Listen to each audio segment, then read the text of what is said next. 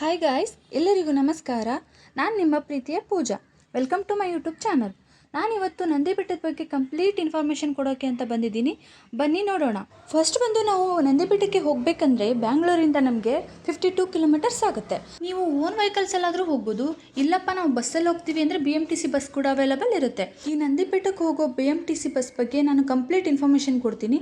ಅದಕ್ಕೂ ಮುಂಚೆ ನನ್ನ ಚಾನಲ್ನ ಸಬ್ಸ್ಕ್ರೈಬ್ ಮಾಡ್ಕೊಂಡಿಲ್ಲ ಅಂದರೆ ಬೇಗ ಸಬ್ಸ್ಕ್ರೈಬ್ ಮಾಡ್ಕೊಳ್ಳಿ. ಮೆಜೆಸ್ಟಿಕ್ಕಿಂದ ನಂದಿ ಬೆಟ್ಟಕ್ಕೆ ಮಾರ್ನಿಂಗ್ 8:15ಗೆ ಒಂದು ಬಸ್ ಇದೆ. ಇದು 10:15ಗೆ ರೀಚ್ ಆಗುತ್ತೆ.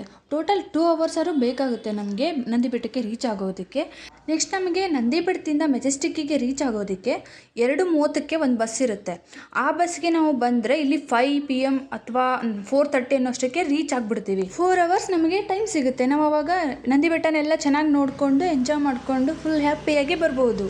ಇಲ್ಲಪ್ಪ ನಾನು ಓನ್ ವೆಹಿಕಲಲ್ಲೇ ಹೋಗ್ತೀನಿ ಅಂತಂದರೆ ನಮಗೆ 2 ವೀಲರ್ಸ್ಗೆ ಪಾರ್ಕಿಂಗ್ ಚಾರ್ಜ್ ಬಂದು 20 to 30 rupees ಆಗುತ್ತೆ. ಇಲ್ಲಪ್ಪ 4 ವೀಲರ್ಸ್ ಆದರೆ ಕಾರ್ ಆದರೆ ನಮಗೆ 100 to 125 rupees ಆಗುತ್ತೆ. ನಂದಿ ಬೆಟ್ಟಕ್ಕೆ ಎಂಟ್ರೆನ್ಸ್ ಚಾರ್ಜ್ ಬಂದು 15 to 20 rupees ಇದೆ ಪರ್ ಹೆಡ್.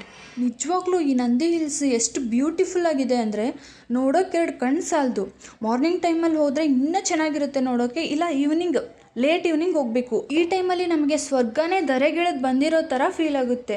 ಈ ನಂದಿ ಬೆಟ್ಟಕ್ಕಿಂತ ಹೋಗೋ ದಾರಿಲೇ ನಾವು ಫುಲ್ ಎಂಜಾಯ್ ಮಾಡ್ಬೋದು. ಎಷ್ಟು ಚೆನ್ನಾಗಿದೆ ಗೊತ್ತಾ. ನೀವು ಈ ಕ್ಯಾಮ್ರಾದಲ್ಲಿ ನೋಡೋದಕ್ಕಿಂತ ನೀವು ರಿಯಲ್ ಆಗಿ ಲೈವಲ್ಲಿ ನೋಡಿದ್ರೆ ಎಷ್ಟು ಬ್ಯೂಟಿಫುಲ್ಲಾಗಿ ಕಾಣಿಸುತ್ತೆ ಅಂದರೆ ನೀವು ಅದನ್ನು ಎಕ್ಸ್ಪೀರಿಯೆನ್ಸ್ ಮಾಡಿದಾಗಲೇ ನಿಮಗೆ ಗೊತ್ತಾಗೋದು.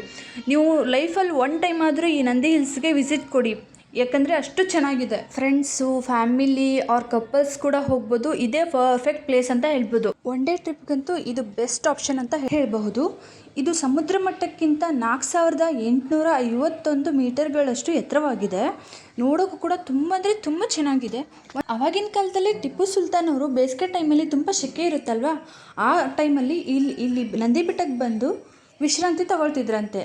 ಆ ಮನೆ ಕೂಡ ಇಲ್ಲಿ ಇದೆ, ನೀವು ನೋಡ್ಬೋದು. ನಾನು ಕೊಟ್ಟಿರೋ ಇನ್ಫಾರ್ಮೇಷನ್ ನಿಮಗೆಲ್ಲ ಇಷ್ಟ ಆಗಿದ್ರೆ ದಯವಿಟ್ಟು ನನ್ನ ಚಾನಲ್ನ ಸಬ್ಸ್ಕ್ರೈಬ್ ಮಾಡ್ಕೊಳ್ಳಿ. ಪ್ಲೀಸ್ ನನಗೆ ಸಪೋರ್ಟ್ ಮಾಡಿ ಗಾಯ್ಸ್. ನಾನು ಕೊಟ್ಟಿರೋ ಇನ್ಫಾರ್ಮೇಷನ್ ನಿಮಗೆ ಸ್ವಲ್ಪ ಆದರೂ ಯೂಸ್ಫುಲ್ ಆಗಿದ್ದರೆ ನನ್ನ ಚಾನಲ್ನ ಲೈಕ್ ಮಾಡಿ, ಶೇರ್ ಮಾಡಿ, ಕಮೆಂಟ್ ಮಾಡಿ, ಸಬ್ಸ್ಕ್ರೈಬ್ ಮಾಡ್ಕೊಳ್ಳೋದನ್ನ ಮಾತ್ರ ಮರಿಬೇಡಿ. Thank you so much.